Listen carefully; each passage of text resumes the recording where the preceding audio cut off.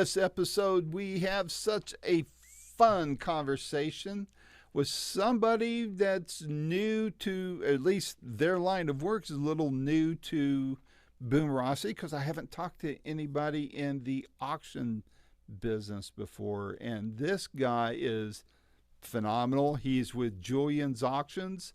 They are world renowned for their involvement with, to put it under a huge umbrella, entertainment memorabilia, specifically Hollywood, rock and roll, things like that. And their marketing guru there is Kody Frederick. And I had the privilege to talk with him about the Joe Walsh memorabilia auction that you've no doubt heard about, that is taking place here very soon.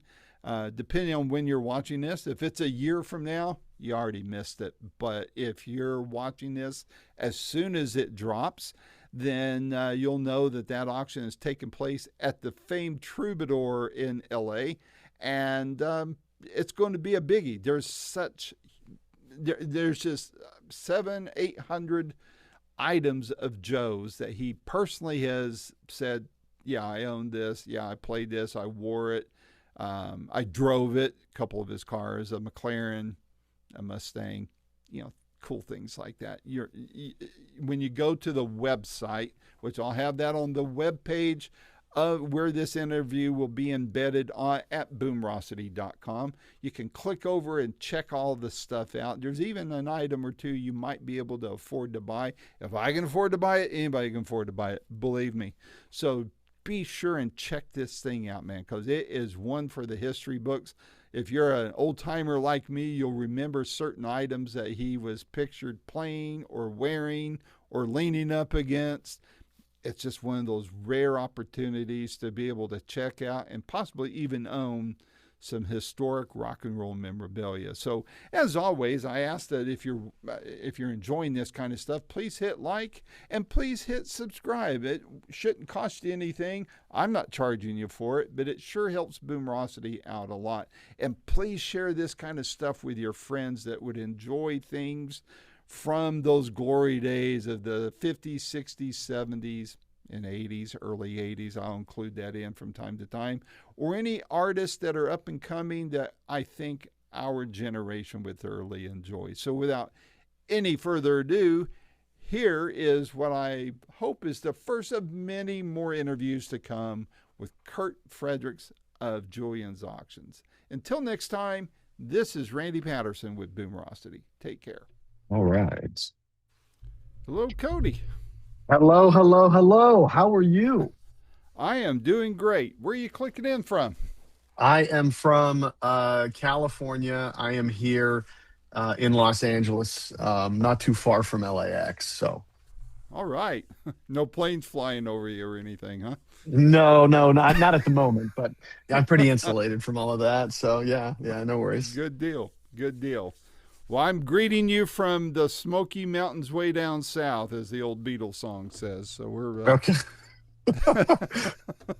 Well, anytime you can kind of reference yourself to the Beatles, you're in a good spot, in my opinion. So, yeah, well, all good. Well, I know I'm good friends with an ex-fiance of one of those too, so I guess I got two strikes for me there. So there you go. Well, good stuff. Great stuff. Thanks, Randy. I'm really excited about having a conversation here. Yeah, likewise. How much time do we have? I want to be respectful of your time. I mean, we can chat for 30 minutes if you're good with that. All right, I think so. I mean, yeah. Because I want to talk mostly about the auction, of course, but I'm fascinated by your career too. So towards the end of it, I'll circle back around. And okay. We'll talk a little bit about your career as well. But so for those who would be watching this and have a curiosity, as I have, briefly describe your role at Julien's and what a typical day there looks like for you. Well, Julien's Auctions is an auction house that primarily focuses on Hollywood music, celebrity, fashion, luxury. And then we dabble in like street art, history, art, various other areas. So my role with Julian's is I am the head of marketing here at Julian's, as well as I oversee the auctions as the auctioneer. So I'm the lead auctioneer during sales, and I put together the marketing, I put everything out in the world, and work with many of my colleagues here to bring these auctions to life. We have such a tight window to inform the world that we have hundreds of lots up for bid. Wow.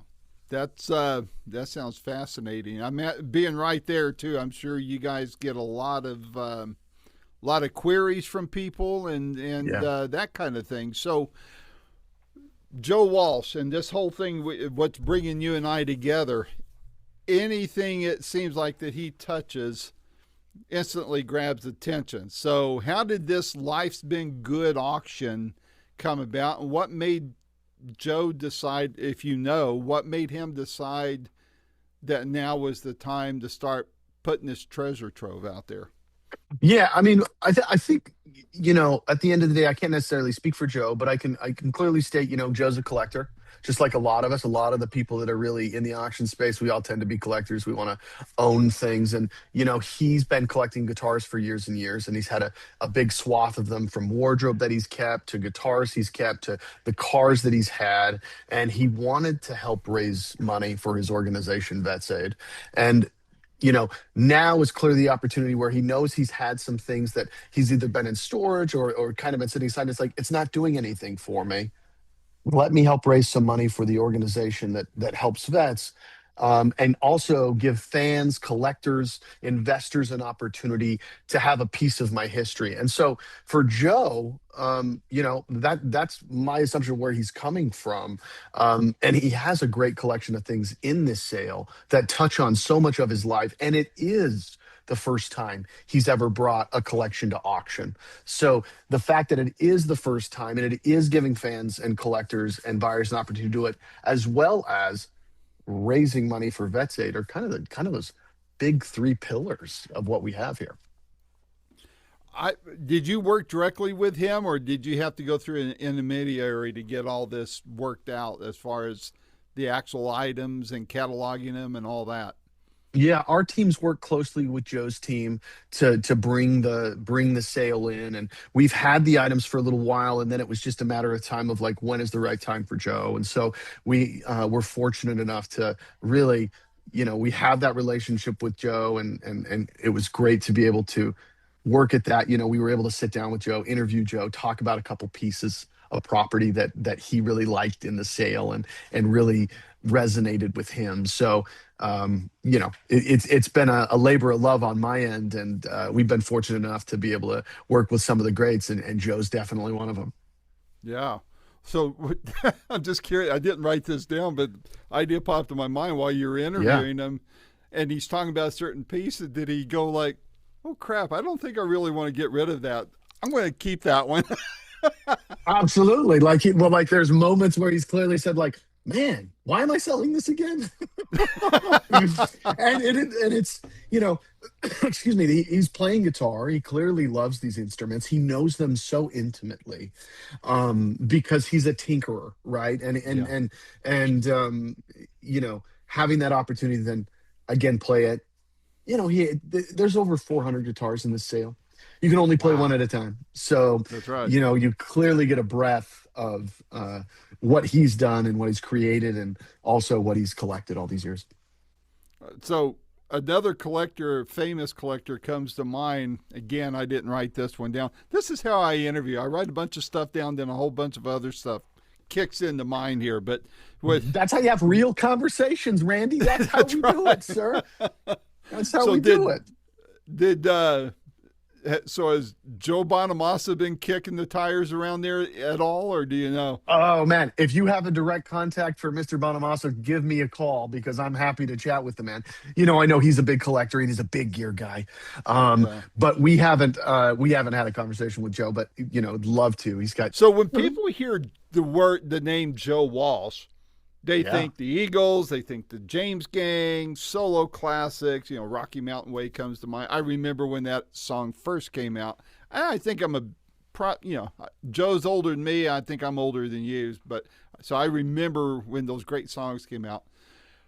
What and he has such a one of a kind personality. I don't think there's Yeah. anybody else in rock and roll that's quite like he is. You know, such Hmm. a funny guy, unique sense of humor, all that.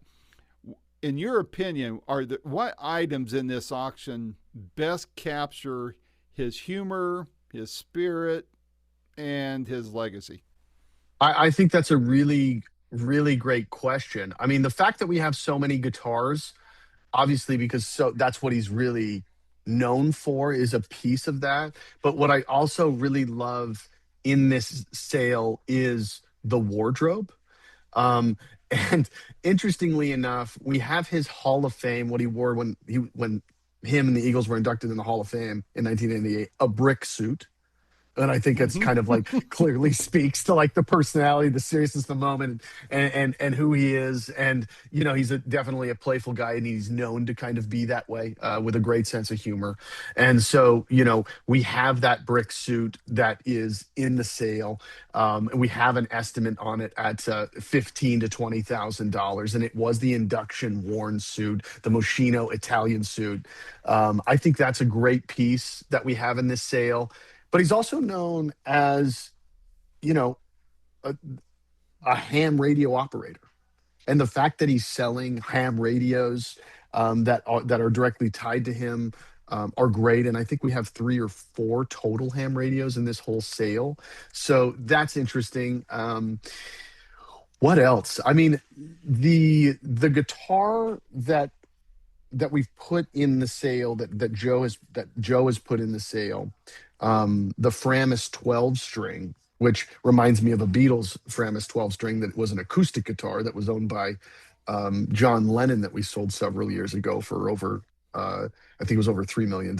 You know, we've got this Whoa. Framus electric 12 string guitar that was used, um, on I believe he used it throughout the Barnstorm album. Hmm. And so he used it when he recorded it, and he talks about it. And that's a really great piece as well. So, and then cars, like we got these cars in the sale. He's selling a McLaren, a 2013 McLaren, which I absolutely love. Shows the man's ready for speed. He's ready to go. Hmm. And then a 2007 Ford Shelby Mustang GT500, which is a really unique car in its own right. So, you know, I love it because you get a little bit of everything. You get a sense of who the person is. What I love so much about auction is that when you look at an auction, you look at a collection of things from somebody like a Joe Walsh, um, or anybody that puts together an auction like this. You get a great view of who they are, what their interests are, and so you get an opportunity to kind of slide in there. You know, we did Betty White's estate, Mm. like several years ago. And it was interesting because we went through Betty's home and we cleared it out. She had all these little trinkets of little animals, and animals meant the world to her. And Yeah. so, it's funny because her fans knew that, and it appealed to the fans. Like, as much as you love her from Golden Girls, or even earlier in her career, it was the same thing. And the same thing with Joe. You've got all of these guitars, um, and all of these other pieces of like wardrobe that really highlighted his career, really defined moments, throughout his career. It's really great. It's just great to see that, people are loving it because they're responding to the auction, and it's going to a great cause. That's it. Yeah. And how cool it is. I mean, I know we don't, it's not like it was in the 60s and early 70s where veterans were kind of frowned upon because of the Vietnam War, but, you know, veterans and rockers aren't always the closest allies. And how cool it is that somebody like Joe is doing that, and I love that. And you know, I have several friends who are veterans from Vietnam all the way till to now, and you know, I think they can still be easily forgotten, and the fact that Joe is hasn't forgotten them, I Right. that shows what a stand up guy he is. Yeah. I mean, at the end of the day, he lost his dad when he was a baby. And so much of that means so much to him, and being able to kind of be there for the troops is really important. And Vets Aid stands for a lot of that. And looking over the well-being of troops means a lot to him. And clearly going out and creating Vets Aid as kind of that, doorway to help is really important. And the fact that we're raising the money and helping raise the money just shows why it's important to Joe. And we're just excited. Julian's was fortunate enough. We put up a display at his Vets Aid show in Wichita this year. We had just announced the sale, and this performance, I think, was the 16th or 15th of November. I can't remember. It was one of those days. And we set up a display of a couple of the stage played guitars that Joe has in the sale. We had a backdrop and a big beautiful image of Joe like you have behind yourself right now. And the response from people was just so positive in knowing what Joe was doing and how he was supporting the troops, and that this sale was benefiting those individuals. So, I salute the man for the heart, the desire, and the want to continue to make a difference. What steps were taken to document and authenticate these items? I mean, besides the fact that Joe's saying, yeah, here, this is one of mine, I'm sure there were other steps that Julien's had taken to further document. Yeah, I mean, so much of everything we do requires some kind of visual evidence, proof of it, screen matching, photo matching. Joe had a lot of pieces of evidence that clearly define that this was this during that moment, and then we would just find supporting evidence to do that. The suit, for example, clearly is like, I wore this at the Hall of Fame induction, and we're like, who else yeah, would we have get wore that. Who else would have wore it? But then it's like, there's photographs you can go through Getty, and there's loads of photos of him wearing it as he's standing on the red carpet and accepting the award and actually performing in the suit. So we go to those lengths. And a lot of the time, whenever and not just speaking with Joe, but generally with auction, the language is really important. So understanding how to frame something so that the buyer understands that, oh, this was a used guitar by Bono, but it wasn't necessarily a stage played guitar by Bono. That nuance is important. And we like to make sure that, we're clearly informing our buyers that that's the case. And we do a lot of work to make sure that that is what we're providing you is real. Because at the end of the day, Julien's is the name. And that's how you know what you're getting is real. And music and providing authentic property is really, it's the name of the game. I agree. And you make a very good point. Somebody saying, well, this, Bono played this guitar. Okay, did he pick it up and strum it once and set it down, never touch it again? Or was it on stage with him? And that, you're right. I can see where that would be a big differentiator for a collector, a museum, whatever, a hard rock cafe, we just did a big auction in Nashville, and we partnered with the Musicians Hall of Fame and Museum, which, if you've ever been to Nashville, a really incredible museum to check out. Yep. And I highly suggest you do. But we put on an auction there, and we partnered with Gibson, and Gibson Gives is it's a nonprofit arm of Gibson, and they had a guitar. It was a custom guitar made by their CEO, Caesar, and they had Kirk play this guitar. Kirk Hammett of Metallica. Sorry, excuse me. I've been calling it Kirk because I've been in that mode for a while. But Kirk Hammett play this guitar at Ozzy's last show in the UK. And so, we had this guitar, and they brought it in, and Kirk had signed it, and he had a whole moment. And they're raising money for it, and it was one of these moments where you're just like, wow. I know it was stage played, and I know it was only played for one song, but that show is so important to Ozzy's story. And to know that Kirk Hammett is playing that guitar, it's just a cool feeling, I mean, as a music fan and as a collector, I'm just like, oh, I'm kind of I'm a bit of a junkie there. And knowing that happens, and I think we ended up selling that guitar for, I don't know, $65,000 or something like that. Wow. So, wow. Collectors love it, but it's also, again, to your point, nuance, the way we clearly define what something is, it's important. You guys often see bidding wars when an iconic figure is involved, and I'm just curious, what level of interest and pre-auction buzz are you seeing so far for Walsh, Joe's stuff? Joe's sale is doing really, really well. And, we're seeing a lot of activity across the board on Joe's property. Um, we're always a big fan of more activity, but we have a large number of registrants. We've got a large number of bids across the board. You know, what's funny is the auction world has changed so much over the last 5 years. Right when I joined was right when COVID hit, when I started Mm-hmm. really getting into this business. And at that point, there was a lot of activity around doing live events and live auctions. And we still do live events and live auctions. But during that time, that was really big. And then all of a sudden, boom, they shut it down. And so now people have gotten comfortable and in the habit of bidding at home Mm-hmm. and bidding online. And so the majority of people still bid at home, they still bid online. And you go to a lot of events and it's a little quiet. You don't have as many people coming in the room as you once used to. And a lot of that's just because of convenience, ease, and you can be right wherever you are, whenever you are, to be able to win a piece of property. And we're very excited because with Joe, we are going to be live from the Troubadour, which has a Mm-hmm. great history to Joe.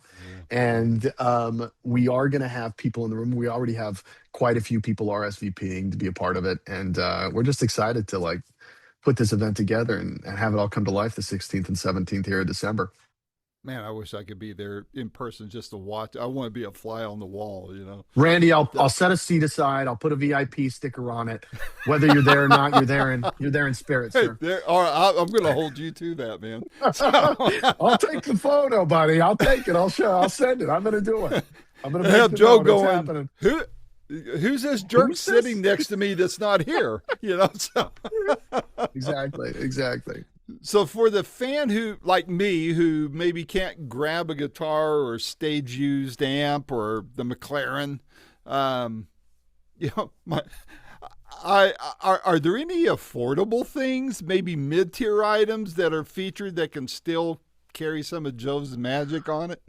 What's interesting is this sale has 783 items, something like that, in this particular sale, and the values and estimates range anywhere from 100 to, you know, $150,000. So you have a big, broad range of things. Mm-hmm. One of the things we do have in this sale is we do have a beautiful limited edition signed book to like for the holidays. This would make sense for people where you can actually see all the property, get a sense of Joe. You have Joe signing. It's in a custom bound box. You open it. Life's Been Good plays when you open it. You've got these two Wow. volumes. You can order that right now live at juliensauctions.com. If you're not looking to bid on anything, but you want something that kind of tells the story of Joe's first auction and his whole career. That's the beauty of these books, is they're gorgeous. Um, but there's an opportunity there for a lot of people. Everything comes directly from Joe. Nothing's added from an outside source. So everything is from Joe Walsh directly, and it is his first auction. So you do have an opportunity to take something home. You just got to be patient and be ready to bid. Do you think if that there is a sleeper item in this collection of the auction, Hmm. a piece you expect will surprise people or suddenly skyrocket on auction days? That's an interesting question. A lot of the time we can kind of look at some of that stuff and see where we get a lot of bidding. Um, and so, I think some of the road cases are really interesting pieces because you can Mm. open it up and there's drawers in some of these road cases. You get a sense like Joe took this with him on tour. He put things in this. And so the road cases are really interesting. The awards are interesting. At the end of the day, though, like I love to see where these guitars go. Um, he has a prototype Duesenberg that he used and gave notes on that could be interesting to kind of see where that takes it. But there's just so much. Honestly, I'm always blown away after a sale. And, there's various things that do really, really well that I'm really surprised about. So with Joe, I don't doubt we're going to have the same situation. I just, honestly, right now, I have no idea. You got to stay tuned. Is there anything in this collection that, and I mean, you may be a little jaded by now with your career there, but is there anything in this collection that gave you kind of a wow moment when you first saw it? The "So What" t-shirt that he wears, Yeah, yeah. I think, the fact that it's stage worn, it's on the cover of that notebook, like, you know, worn by Walsh in '76 at the Bottom Line Club. Like, I don't know. There's just something about Joe at that age and that era that like really speaks to you. You know, I don't know. And the fact that the song, you had those backup vocals from Henley and Fry and Meisner. Like, I just like love the tie to the Eagles on that. Hmm. But it's also just Joe, which I think is really, really great. I don't know. That's a fun one. I think that's a really great piece. Uh, but again, what's interesting is that shirt when it first came in and I saw it, I was like, oh my gosh, that shirt is amazing. And I looked at it and it's a size medium, but it's size medium from 1975. So it's actually like a size small. The size of people in 1970 versus the size of people in Yeah. 2025 are like so very different. Yep. Anyway, Yep. I loved it. Yeah, yeah. It's good So stuff. shifting the spotlight over to you, how did you first get involved in the world of auctioneering and memorabilia and Yeah. entertainment history and all that? I had worked at a unscripted production company in the early tens. I was kind of running around, kind of being somebody's lackey to help do things for them and make sure they get it done. And it was a great job. It was a great opportunity. It was really an incredible experience for me. And so one of the people I was working with, they were really into the auction space, and they were a big collector. And they had me. I was working with them, and they had me kind of go into auction rooms and be part of the auction and bid for them. And I got my first taste in the auction world doing that.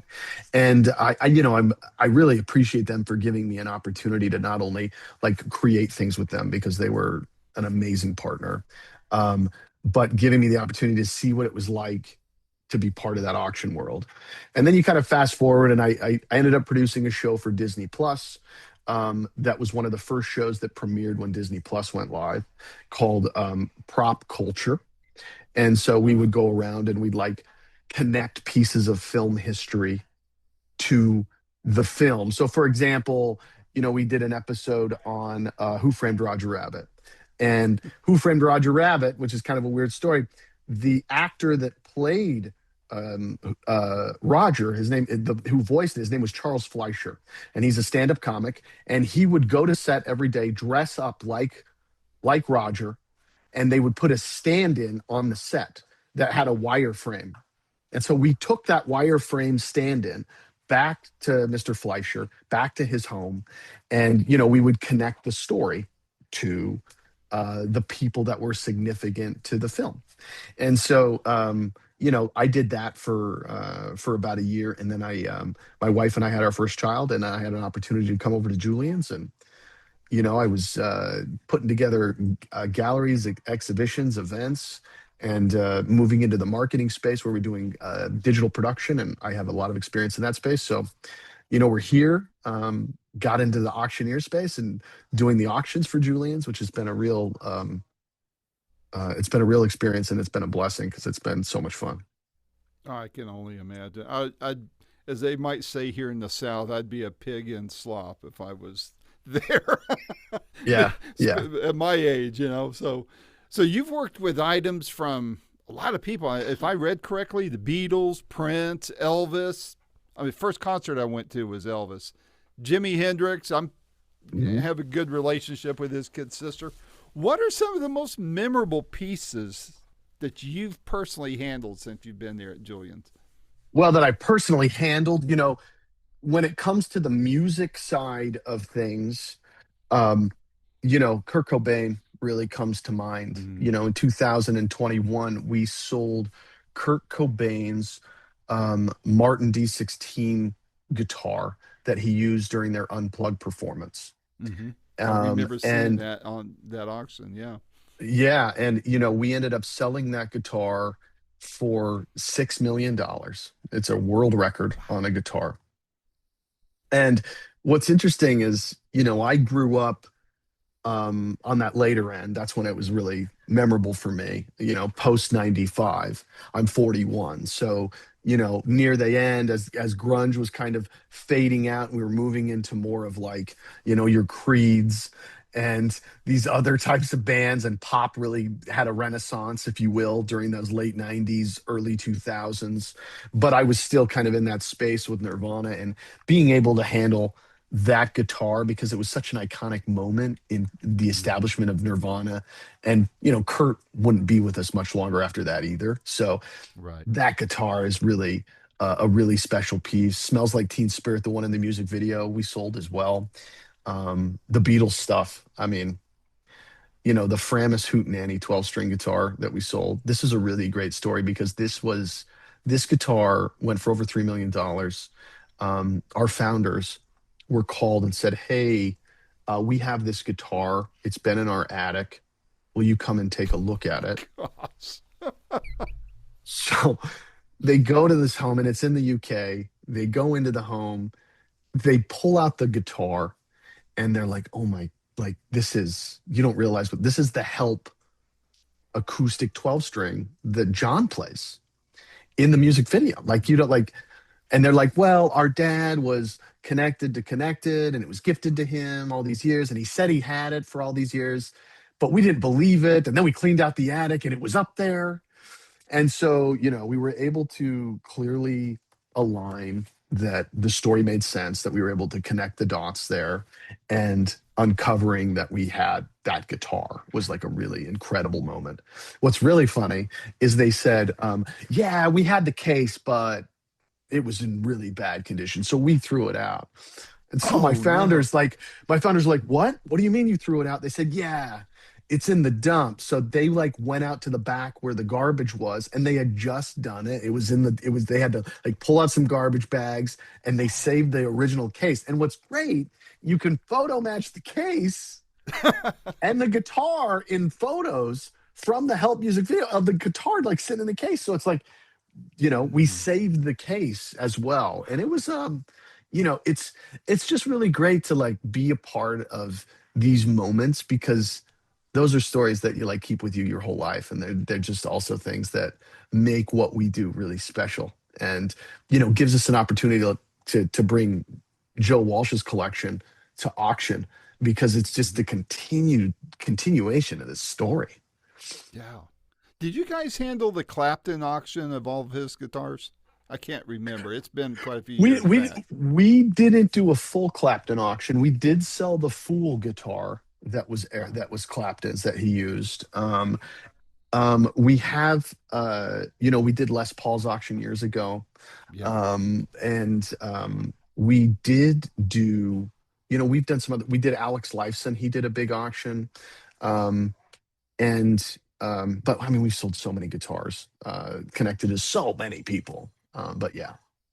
What do you see the trend moving forward in this space from a both an auction standpoint and from a collector standpoint? What does your crystal ball tell you, and what advice would you give people that are either wanting to make a career of this or wanting to begin collecting, even if, say, they have really deep pockets?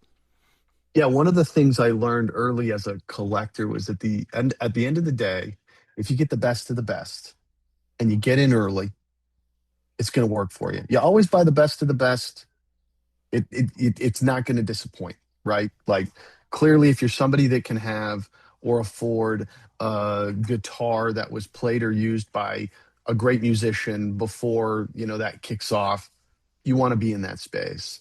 And one of the great things about what we do is music memorabilia collecting has always been a thing. But the way the world is working now, where they're looking to find things to store value and to store money, is it turns these things into interesting investments that over the long run, you likely see a return on. And so, being able to get in early, which I actually think for music memorabilia, it's really fresh and ripe. Whereas if you look at card collecting or sports collecting, which is gangbusters and crazy these days. A lot of that is it's a very mature market. People have been collecting this stuff for over 100 years, and it's kind of gotten itself to that point. Whereas music collecting, music memorabilia, is really kind of taking shape over the last 10 to 20 years. As long as Julian's has been in the business, it's been our focus to continue to kind of groom that market and make sure that people understand the value. And also, like, pop culture is the new art. Like, Yeah. it's where you connect, modern art or classic art. It's great, but like, you don't have an emotional response a lot of the time when I show you some piece of art that you've never really seen. But if I show you, you know, if I show you Joe Walsh's Framus 12-string guitar that he used on, the Barnstorm debut album, and I tell you this story, to you, it's an emotional tie that Hmm. means Hmm. so much more than just a guitar. And so, like, there are few things that do that, but music has that effect. Television and movies has that effect, especially what we've seen over the last 60 years, 70. And we're always, one of the things with Julian's is like, you know, and Joe's a good example of this, is like, we want to be in the conversation of music, you know, Yeah. whether we're a fan or a collector, so much of what we do is really just kind of like talking about this stuff. It's Yeah. really being a Yeah. part of this stuff. So, it's important that we're there and that we're in the conversation, whether we're selling anything or not. Like, we're always open to talk about music. We're always open to talk about Hollywood, and definitely be kind of that voice. Because we've been doing this a long time, and Yeah. it means a lot to everybody that actually works under here. I mean, I'm one guy of a number of people that work with Julian's, and we've got we are in Nashville. We have kind of a representative for us in Nashville because it's such an important market, as Hmm. like country. I know it's like, for us, it's a tight community, right? They don't Yeah. just let Yeah. people in. And so for us, the last 4 or 5 years, we've really kind of worked to kind of bring a little presence there. The relationship with Gibson Musicians Hall of Fame. We do have somebody that does kind of have great relationships with a lot of the artists out there that we connect with. Hmm. So, you know, always, saying positive things about Julian's with Joe. I love that. I mean, he is beloved. You know, it's crazy to think like that he connects to so many people because he's so knowledgeable about the instruments.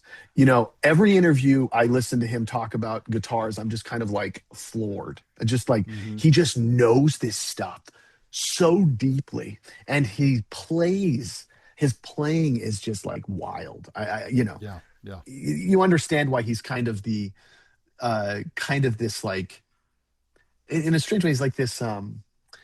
He's like the voice of the guitar in a weird Yeah. way. In the modern world, like, years ago, you could have said like Stevie Ray Vaughan or Jimi Hendrix or one of these guys, but now the way he speaks too, he's almost like an educator. Even the way he Yeah. talks, it's like he's like an Yeah. educator, which is a Well, little, he's got a which he's is, got an encyclopedic knowledge. Just he can yeah, just rattle it off. yeah, So, yeah, yeah. It's good. but did you watch the Norman's rare guitar documentary? I haven't watched it yet. No, and it's funny. I follow the Norman's Rare Guitars on social media, so I'm always seeing like the Norman's Rare Guitar moments where they're sitting down talking with people. But I haven't watched the what do you call it? I haven't watched the documentary. You like it? Well, they asked his wife because Norm's getting up there and they're Yeah. talking transition and all that, and so they asked his wife who would she like to see wind up with Norman's rare guitars, and she goes, Joe Bonamassa. And I thought, now that would be interesting, but between Joe and Norm, they probably don't have room for everything. Then I mean, No. You like, it's funny with Joe Walsh, we have 400 guitars. A guy like Joe is going to have thousands of guitars. It's just the way it goes, right? Like, we're barely scratching the surface, I think, with Joe's yeah, collection yeah, at the end of the day. But, Bonamasso, is like thousands of guitars, yeah, like, oh yeah, unreal number of guitars. And it is interesting to kind of, and one matching of the things, sets was chronological order of serial numbers. I mean, he really, that's why he calls it Nerdville, because he's that nerdy about it, you know? So. And not only that, but it's like, to your point, like the serial numbers. And then what he does is he plays these guitars and it's one serial number to another. And then he's like, this is how it sounds different. And you're just kind of like, the ear, the ability to do that. I mean, that's wild. Good for you. And if there's anything I can ever help you guys out in Nashville, I'll be happy to make the drive, man. It would be fun just to be part of that, you know? Randy, for sure. I'll send you a line when we do next fall. And if you're ever around, you want to come out, you know, we do, the great thing is we do an exhibition out there at Musicians Hall of Fame within their museum. So we do show a lot of stuff. And if you ever do anything, you want to come over and we can do a one-on-one with some of the property once the exhibition goes live. That's a fun thing we can do. Absolutely. Happy to do that. But I appreciate your time, Randy. And if you need anything, let us know. But thanks again. All right, man. We'll be talking. Thanks a lot and good luck on that auction. Thanks, brother. Be safe. Take care. Bye-bye. This has been another fun-filled episode of Boomerocity with your host and producer, Randy Patterson. The theme song is Roll the Dice and is recorded and used by permission from Quinton Hope. Quinton is spelled Quinten and Hope is Hope. And you can find out more about Quinton at quintonhope.com. Post-production is done by Cardinal Sins Productions. The Boomerocity name, logo, and content is copyright protected. Segments may only be used with written permission by Boomerocity and or its assignees. Inquiries should be directed to input@boomerocity.com. Copyright 2025.